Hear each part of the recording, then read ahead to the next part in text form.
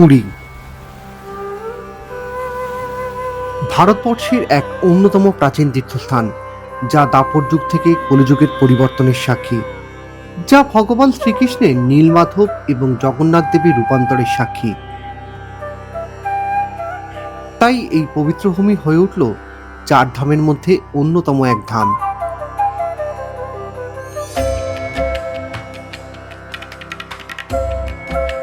আজ আপনাদেরকে পুরীর বেশ কয়েকটি স্থান ঘোরাবো, যেখানে জগন্নাথ দেবের স্পন্দন আপনারা অনুভব করতে পারবেন।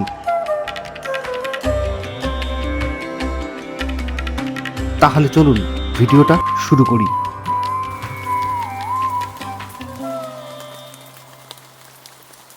গুড মর্নিং, নমস্কার।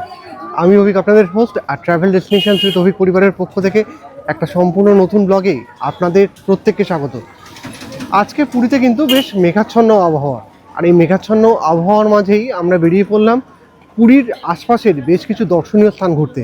তো চলুন, অটো আমাদের একটুখানি আগেই আছে, কথা বলে এসেছি একটু আগে, তো ওইদিকেই এগোই। তবে গাড়ির যেরকম চলতে গেলে পেট্রোল লাগে, আমাদের চলতে গেলে লাগে খাওয়া। এক প্লেট ইডলি নিয়ে নিয়েছি, এর দাম পড়েছে হচ্ছে 40 টাকা। পুরী শহর সংলগ্ন বিভিন্ন দর্শনীয় স্থান ঘোরার জন্য আমরা একটা অটো ভাড়া করেছিলাম। আমাদের অটো ভাড়া পড়েছিল 800 টাকা।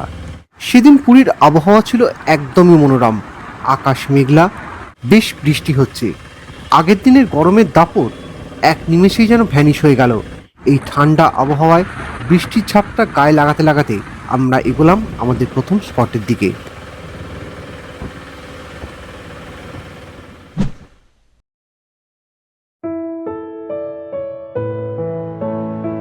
পৌঁছে গেছি আজকে আমাদের প্রথম স্পট, পুরীর বুদ্ধ মন্দিরে। সময়টা খ্রিস্টপূর্ব 261। কলিঙ্গ যুদ্ধের ভয়াবহতা চণ্ডাশোককে ধর্মাশোকে পরিবর্তন করল। রাজা অশোক বুদ্ধ ধর্মে দীক্ষিত হলেন। পরবর্তীকালে প্রজারাও রাজারই পথ অনুসরণ করল, আর সমগ্র অঞ্চলে বুদ্ধ ধর্মের জয় জয়াকার পড়ে গেল। তারই নিদর্শন স্বরূপ উড়িষ্যায় পুরী শহরের এই বুদ্ধ মন্দির। এই মন্দিরটি জাপানি প্যাগোডা স্টাইলে তৈরি হয়েছে। ভীষণ ভালো পরিবেশ, একদম একটা শান্ত নিরিবিলি পরিবেশ, ঠিক যেরকম বুদ্ধদেবের মন্দিরের পরিবেশ হয়ে থাকে বিভিন্ন জায়গায়, সেরকমই পরিবেশ। খুব ভালো লাগলো।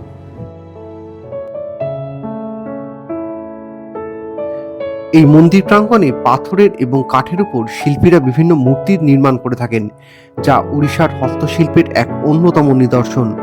আপনারা চাইলে এখান থেকে বিভিন্ন জিনিসপত্র কিনতেও পারেন।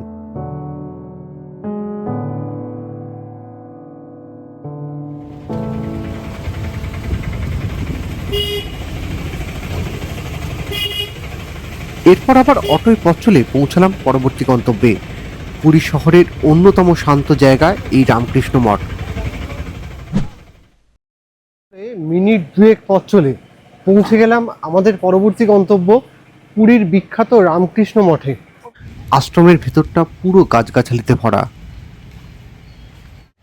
মন্দির প্রাঙ্গণে ঢুকে নজরে এলো এক বিশাল বিল্ডিং, যেখানে একদিকে আছে মন্দির আর অন্যদিকে আছে ক্যান্টিন। যখন মন্দিরে গিয়ে পৌঁছালাম তখন ভিতরে পূজার্চনা হচ্ছে। তবে একটা জিনিস জেনে আমি অবাক হলাম, পুরীতে রামকৃষ্ণদেব নাকি কোনোদিনই আসেননি, তাই মা শারদা ওনার ছবি কাপড়ে লুকিয়ে এনে জগন্নাথ দেবকে দর্শন করান। এই রামকৃষ্ণ মঠের ভেতরের পরিবেশটা কিন্তু আমার দুর্ধর্ষ লেগেছে।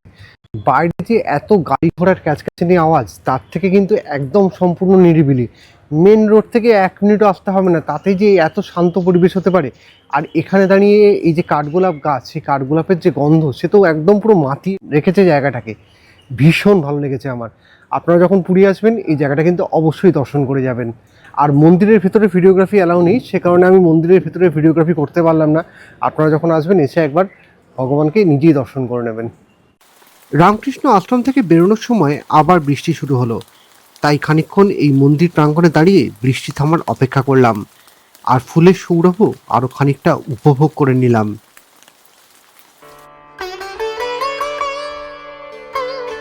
অটোয় 1 মিনিটেরও কম সময়ে পৌঁছে গেলাম আমাদের পরবর্তী গন্তব্য সোনার গৌরাঙ্গ মন্দিরে। এই মন্দির পুরীর অত্যন্ত জনপ্রিয় মন্দির, মূলত বৈষ্ণব ধর্মাবলম্বীদের কাছেই। এই মন্দিরে শ্রী চৈতন্যদেব গৌরাঙ্গ রূপে পূজিত হন। সোনার গৌরাঙ্গ মন্দিরের ভিতর ভিডিওগ্রাফি অ্যালাউ না থাকার জন্য আপনাদেরকে নিয়ে যেতে পারলাম না। শ্রী চৈতন্য মহাপ্রভু জীবনের শেষ 18টি বছর এখানেই কাটান। পুরীতে তার সাধন ভজন, জগন্নাথ দেবের প্রতি প্রেম এবং আধ্যাত্মিক ভাবের বিকাশ ঘটেছিল।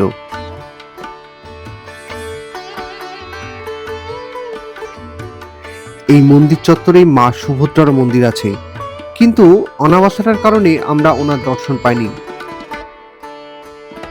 তবে আরেকটু এগোলেই আপনারা নবদ্বীপের নিমাইয়ের মন্দির দেখতে পাবেন।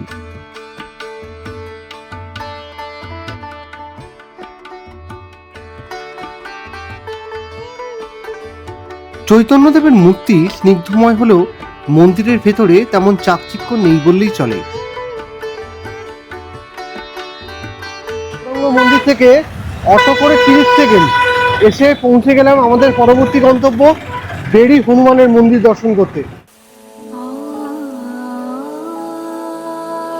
সুন্দর ওড়িয়া শিল্পের সাক্ষ্য বহনকারী গেটের মধ্যে দিয়ে ঢুকলাম মন্দির চত্বরে।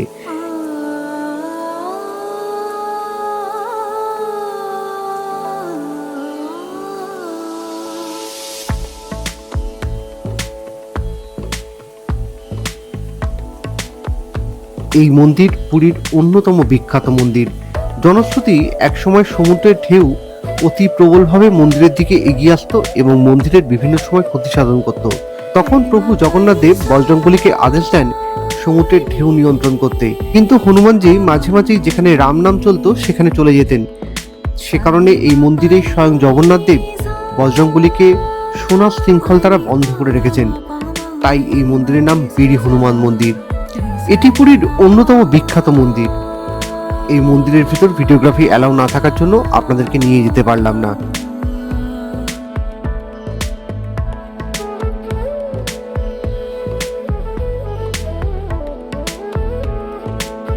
বেড়ি হনুমান মন্দির দর্শন করতে গেলে কিন্তু মাথাপিছু 10 টাকা করে টিকিট কেটে তারপর বেড়ি হনুমান মন্দির দর্শন করা যায়। যাই হোক, দর্শন তো হলো, এবারে এগোই পরবর্তী গন্তব্যের দিকে।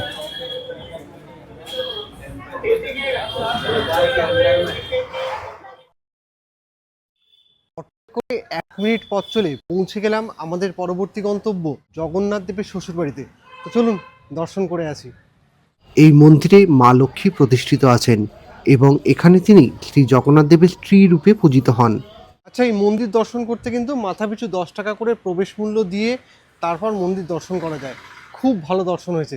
এখানেও পুরীর অন্যান্য মন্দিরের মতো ফটোগ্রাফি বা ভিডিওগ্রাফি অ্যালাউ নয়, সেই জন্য আপনাদেরকে আমি মন্দিরটি বাইরে থেকেই দর্শন করিয়ে দিলাম। জগন্নাথ দেবের শ্বশুরবাড়ি দর্শন করার পর আমরা পুরীর অলিগলি রাস্তা দিয়ে এগোলাম আমাদের পরবর্তী গন্তব্যের দিকে। ফাইনালি 10 মিনিট পর পৌঁছে গেছি আমাদের পরবর্তী গন্তব্য, যার নাম হলো ইন্দ্রদম্ন সরোবর।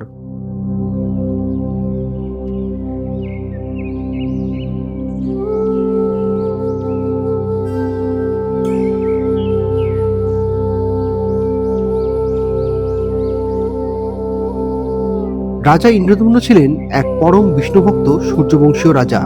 ইনি সেই রাজা যার জন্য আজ মানুষেরা প্রভুর দর্শন এবং সেবা করার সুযোগ পেলেন।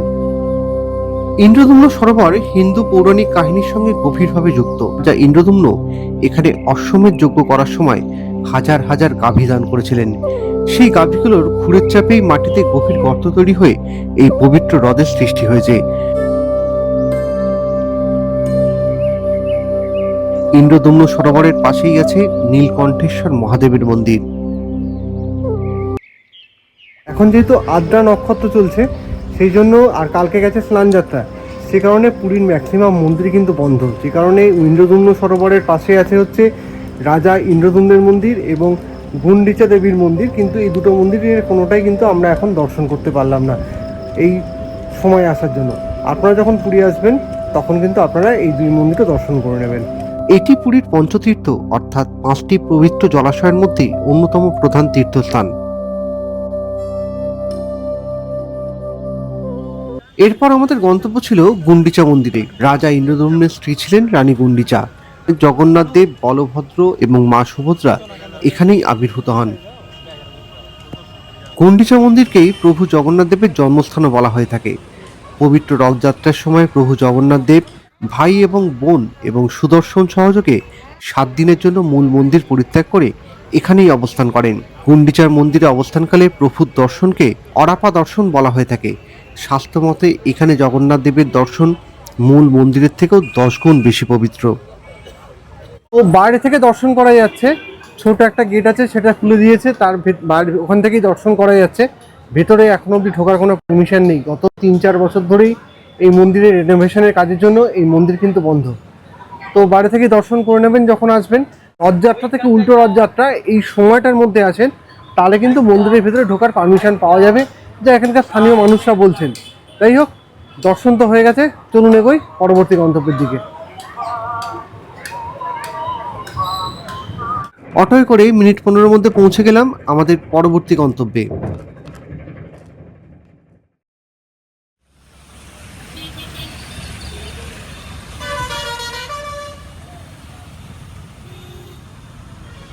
পৌঁছে গেছি আমাদের পরবর্তী গন্তব্য 18 নালার সামনে।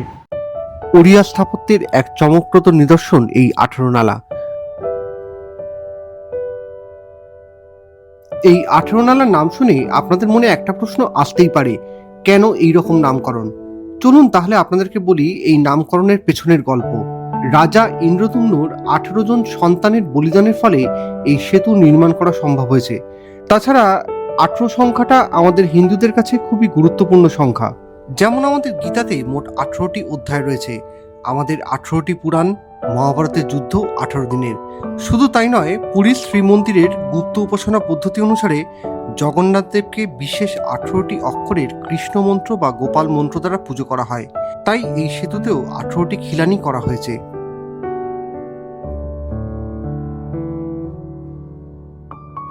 এই জায়গাটাকে এত সুন্দর করে মেনটেন করেছে, ভীষণ ভালো লাগবে এই জায়গাটা এলে। আমি যারা আমার রঘুরাজপুর পিপলির ব্লগ দেখেছিলেন এর আগের বারের, তখন যখন আমি এসেছিলাম এই জায়গাটা কি নোংরা ছিল, বাট এবার কিন্তু এই জায়গাটা ভীষণ পরিষ্কার পরিচ্ছন্ন।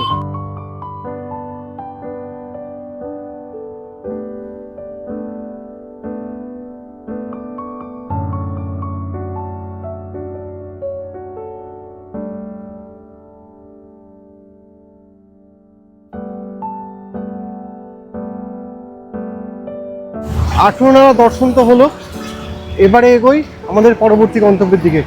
চলুন। আর বৃষ্টি পড়ছে, কাল অবধি যা পুরীতে গরম ছিল সেই গরমের লেশ মাত্র কিন্তু এখন আর পাচ্ছি না। আর কালকে সবাই স্নান যাত্রার সময় প্রভুর কাছে প্রার্থনা করছিল, প্রভু একটু বৃষ্টি হোক, একটু বৃষ্টি হোক। তো সেই প্রভু সবারই সেই ডাক শুনেছেন। আজ কিন্তু সকাল থেকেই বৃষ্টি হচ্ছে পুরীতে, আর যে কারণে টেম্পারেচার খুব কুলিং হয়ে গেছে, ঘুরতে একটুও কষ্ট হচ্ছে না। চলুন এগোই।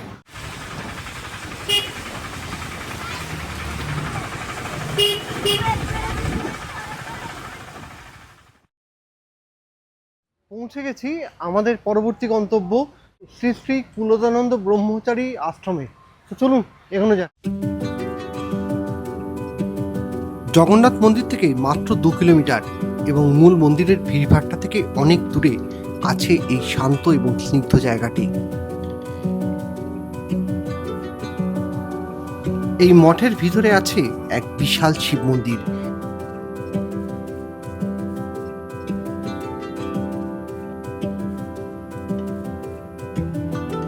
এখানে আপনারা গেলে চারদিকে দেখতে পাবেন অনেক গাছগাছালি এবং সেগুলো খুব সুন্দরভাবে মেনটেন করা হয়েছে।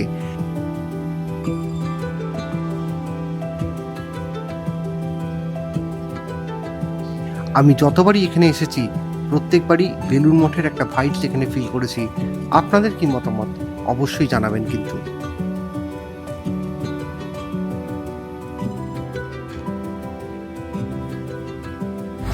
কুলদানন্দ ব্রহ্মচারী আশ্রমের পরেই পাশেই হচ্ছে শ্রী শ্রী গুরু শ্রী শ্রী জটিয়া বাবার সমাধি আশ্রমস্থল। তো চলুন, চলে এসেছি এখানে, দর্শন করে নিই। আগের মঠটির মতো এই মঠটির পরিবেশও বেশ শান্ত এবং স্নিগ্ধ, কিন্তু ভিডিওগ্রাফি অ্যালাউ না থাকার কারণে আপনাদের কাছে এই সৌন্দর্য তুলে ধরতে পারলাম না।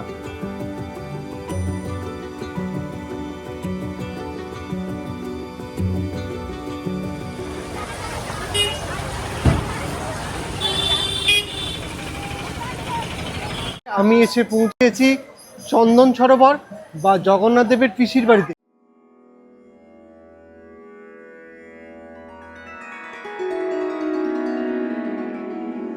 এই স্থানের আরেক নাম নরেন্দ্র সরোবর। গঙ্গাবংশীয় রাজা নরসিংহদেব তার মন্ত্রী নাগকশী নরেন্দ্র মহাপাত্রের নামে এই স্থানটি প্রতিষ্ঠা করেছিলেন। তো এই হচ্ছে সামনে এন্ট্রান্স, ভেতরে মন্দির আছে, কিন্তু এখানে ঢুকতে গেলে 10 টাকা করে এন্ট্রি ফি দিয়ে তারপর ঢোকা যায়। টিকিট কাটতে 10 টাকা করে, তারপর ভেতরে ঢুকতে পারবেন। আর ভেতরে ভিডিওগ্রাফি অ্যালাউ নেই, সে কারণে আপনাদেরকে আমি চেষ্টা সত্ত্বেও নিয়ে যেতে পারবো না। আমি নিজেই গিয়ে দর্শন করে আসি, তারপর এসে বলছি কেমন দর্শন হলো। জগন্নাথ দেবের চন্দনযাত্রার সময় প্রভু জগন্নাথ দেব এবং মন্দিরের অন্যান্য দেবতারা গ্রীষ্মকালে যে স্নানে অংশ নেন তার জল এখান থেকেই নেওয়া হয়, তাই এই সরোবরের আরেক নাম চন্দন সরোবর।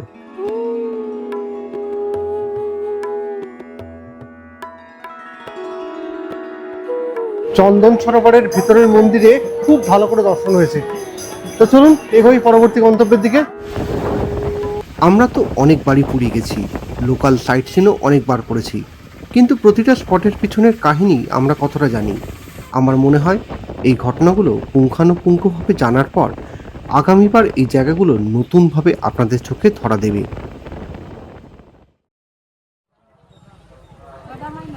ফাইনালি পৌঁছালাম পুরীর অন্যতম একটা জনপ্রিয় স্পটে।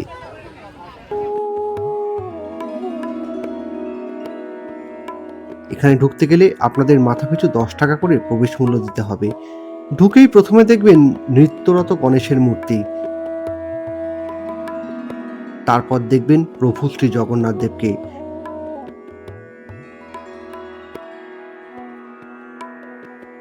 ভারতের বিভিন্ন স্থানে এখন গুপ্ত বৃন্দাবন নির্মাণ করা হয়েছে, আর পুরী তো এক বিখ্যাত বৈষ্ণব তীর্থক্ষেত্র, এখানে গুপ্ত বৃন্দাবন থাকবে না সে কি করে হয়? গুপ্ত বৃন্দাবনের ভেতরের পরিবেশ তো অসম্ভব ভালো লাগছে। আপনারা যখন আসবেন এই গুপ্ত বৃন্দাবনে কিন্তু বেশ কিছুক্ষণ সময় কাটাবেন। একটা সত্যি কথা বলতে গেলে বৃন্দাবনে গেলে যে একটা অনারবিল আনন্দ অনুভব করা যায়, সেই অনারবিল আনন্দ কিন্তু আপনারা এখানে এলেও অনুভব করতে পারবেন। এখানে শ্রী চৈতন্যদেবের এবং প্রভু শ্রীকৃষ্ণের জীবনের বিভিন্ন ঘটনা মডেল আকারে তুলে ধরা হয়েছে।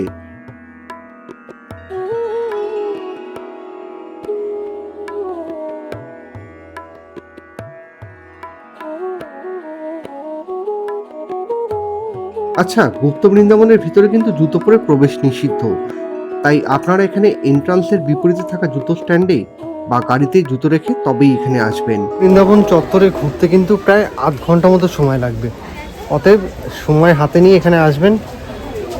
আমার মোটামুটি ঘোরা শেষের পথে, এবারে আরেকটুখানি বাকি আছে, সেটা ঘুরবো, ঘুরে এগোবো আমার পরবর্তী গন্তব্যের দিকে। চলুন ফাইনালি এবারে এগোলাম আজকে আমাদের অন্তিম গন্তব্যের দিকে।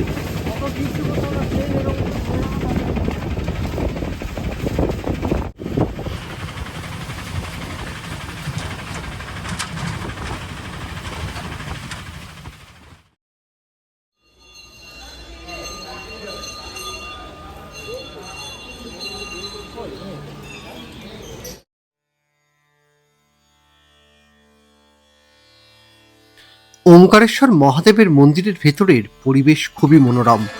মন্দিরটি দক্ষিণ ভারতীয় দ্রাবিড়ীয় স্থাপত্যের এক উজ্জ্বলতম নিদর্শন।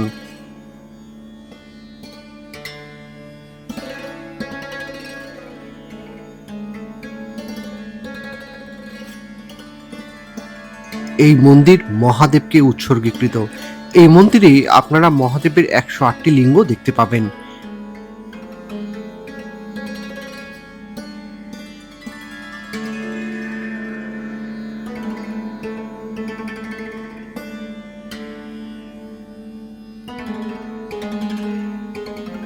তবে মহাদেব ছাড়াও এখানে আপনারা ভগবান বিষ্ণুর বিভিন্ন অবতারের মূর্তি পাবেন।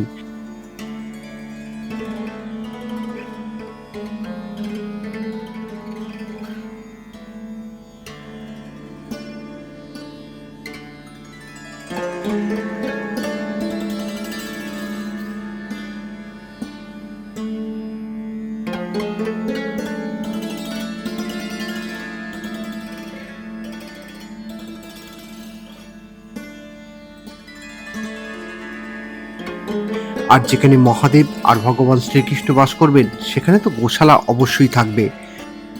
এখানকার গোশালাও কিন্তু খুবই ভালো লেগেছে আমার দর্শন করে। তবে এখানকার অন্যতম প্রধান আকর্ষণ এখানে উপস্থিত রথের চাকা।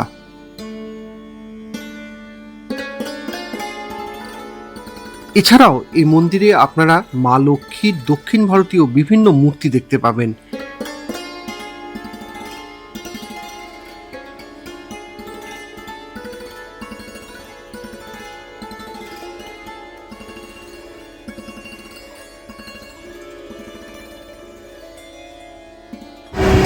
মোটামুটি পুরীর আশপাশ দর্শনীয় স্থান ছিল, সেগুলো সবই দেখা হয়ে গেল।